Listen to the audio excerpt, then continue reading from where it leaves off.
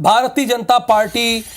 की युवा विंग यानी भारतीय जनता युवा मोर्चा के अध्यक्ष और उपाध्यक्ष पर धोखाधड़ी का आरोप लगा है। अध्यक्ष सौगात मिश्रा और उपाध्यक्ष कपिल गोयल के खिलाफ कंप्लेन की गई है। 2 करोड़ रुपए की धोखाधड़ी का गंभीर आरोप लगा है। प्रॉपर्टी में निवेश के नाम पर व्यापारी से 2 करोड़ रुपए इन्होंने ठगे हैं। पीड़ित व्यापारी ने पुलिस कमिश्नर से शिकायत की है। पीएमओ, राष्ट्रीय अध्यक्ष यानी जगत प्रकाश नड्डा और मुख्यमंत्री यानी डॉक्टर मोहन यादव,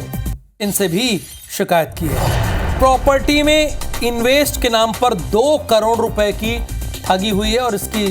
शिकायत पीएमओ, राष्ट्रीय अध्यक्ष यानी भारतीय जनता पार्टी के राष्ट्रीय अध्यक्ष और सीएम, इन तीनों से की गई है। अच्छा, ये अंशुल, आपसे हम जानना चाहते हैं कि जो भारतीय जनता युवा मोर्चा के अध्यक्ष और उपाध्यक्ष के कहने पर व्यापारी ने निवेश किया, वो क्या कहकर निवेश कराया और अभी तक पुलिस ने इस मामले में एक्शन क्या लिया है?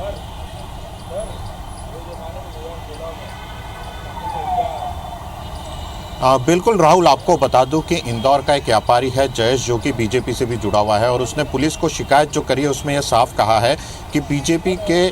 जो युवा मोर्चा के शहर अध्यक्ष सौगात मिश्रा और उपाध्यक्ष जो हैं कपिल गोयल, उन दोनों के द्वारा उनसे व्यापार में निवेश के नाम पर 2 करोड़ रुपए लिए गए थे। अगस्त 2023 में यह पूरा मामला, जो पैसे हैं, ये 2 किस्तों में लिए गए। 2 किस्तों में व्यापारी ने पैसों का इन तीनों को दिया था और इन दोनों ने, जिसमें कि मुख्य रूप से कपिल गोयल जो कि शहर का उपाध्यक्ष भी है, उसने यह बताया था कि उसे कुछ बिजनेस शुरू करना है, जिसमें कि इन्वेस्टमेंट के लिए उसने व्यापारी से संपर्क किया और इसकी मुलाकात जो है इंदौर युवा मोर्चा के शहर अध्यक्ष सौगात मिश्रा के जरिए कपिल की जयेश से हुई थी। और इसके बाद जब दोनों की बातचीत हुई, दोनों में समझौता हुआ, इसकी पूरी लिखा पढ़ी की गई, एग्रीमेंट साइन किया गया, जिसमें कि कपिल गोयल जो है उनके द्वारा यह एग्रीमेंट जो है व्यापारी जयेश से किया गया है कि मुझे इन्वेस्टमेंट के नाम पर 2 करोड़ रुपए की ज़रूरत है और वो 2 करोड़ रुपए मैं उधार जो है इन व्यक्ति को दे रहा हूँ, जिसमें कि शहर अध्यक्ष सौगात मिश्रा जो है युवा मोर्चा के, वह भी गवाह हैं। ये पूरा मामला अगस्त 2023 में जब पैसा दिया जाता है,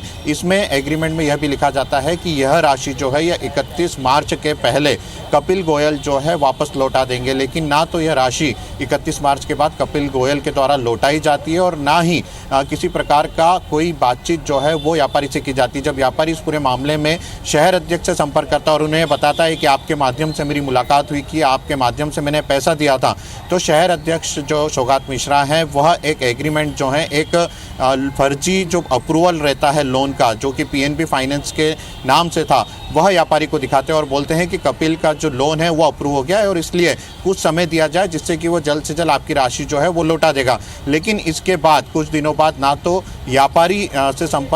का जो संपर्क है वो सौगात मिश्रा से हो पाता और ना ही कपिल से हो पाता, और जब वह अपने पैसे की वापस से मांग करता है तो उसे राजनीतिक प्रभाव दिखा करके डराया और धमकाया जाता है और यह तक कहा जाता है कि तुम जहां चाहो वहां जाके एफआईआर कर सकते हो, हमारा कोई कुछ नहीं बिगाड़ सकता। जिसके बाद व्यापारी हताश होकर के इसकी शिकायत जो है पुलिस को करना चाहता है। लेकिन आप ये देखिए राहुल कि इतना बड़ा मामला रहता है, 2 करोड़ एक बड़ी राशि होती है जिसमें सभी लिखा पढ़ी रहती है, सभी दस्तावेज रहते हैं और यहाँ तक कि जो चेक कपिल गोयल के द्वारा सिक्योरिटी के लिए दिए गए थे वे सब भी बाउंस हो जाते हैं। ये सभी बाउंस चेक भी व्यापारी के पास रहते हैं, लेकिन इसके बावजूद पुलिस इसमें किसी प्रकार की कार्रवाई नहीं करती है, जिसके बाद थकार के व्यापारी को इस पूरे मामले की शिकायत जो है इंदौर पुलिस कमिश्नर को करना पड़ती है। इसके साथ ही वह पार्टी के सभी उन बड़े नेताओं को भी शिकायत करता है, जिसमें सीएम से लेकर राष्ट्रीय अध्यक्ष तक शामिल हैं। इन्हें शिकायत की जाती है कि इन दोनों के द्वारा उसे राजनीतिक प्रभाव, क्योंकि ये युवा मोर्चा के पदाधिकारी भी हैं और चुनाव के पहले की यह पूरा मामला रहता है, इन दोनों के द्वारा उसे डराया धमकाया जाता है कि हम बीजेपी के पदाधिकारी हैं,